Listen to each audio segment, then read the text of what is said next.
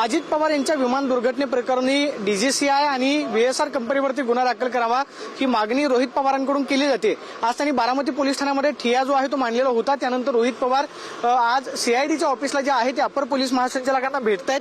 3 वाजता अपर पोलीस महासंचालकांची पत्रकार परिषद जी आहे ती पार पडते।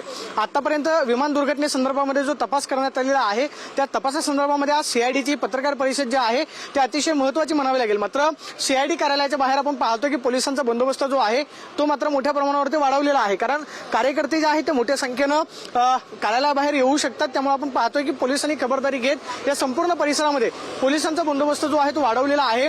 आमदार रोहित पवार हे अपर पोलीस महासंचालकांना भेटतायत आणि बरोबर 3 वाजता सीआयडीची जी पत्रकार परिषद पार पडते। सीआयडीनं आतापर्यंत या प्रकरणामध्ये जो तपास केलेला आहे, महत्त्वाचे काही पुरावे जे आहेत त्या तपासामध्ये समोर आलेले आहेत का, ते खरं पत्रकार परिषदेमध्ये समोर ठेवले जातात का, हे पाहणं महत्त्वाचं असणार आहे। मात्र आजची सीआयडीची पत्रकार परिषद अजित पवार यांच्या विमान दुर्घटनेनंतर ही पहिल्यांदाच अधिकृतरित्या माहिती जी आहे ती माध्यमांना दिली जाते। त्यामुळे आतापर्यंत केलेला तपास जो आहे तो नक्की काय सांगितला जातोय पाहणं महत्त्वाचं असणार आहे। मात्र सीआयडी कार्यालयाच्या बाहेर रोहित पवार येण्याच्या पार्श्वभूमीवरती पोलिसांचा बंदोबस्त जो आहे तो वाढवण्यात आलाय। कॅमेरा पर्सन अभिजित पिसेसोन, प्रदीप कापसे, TV9 मराठी, पुणे।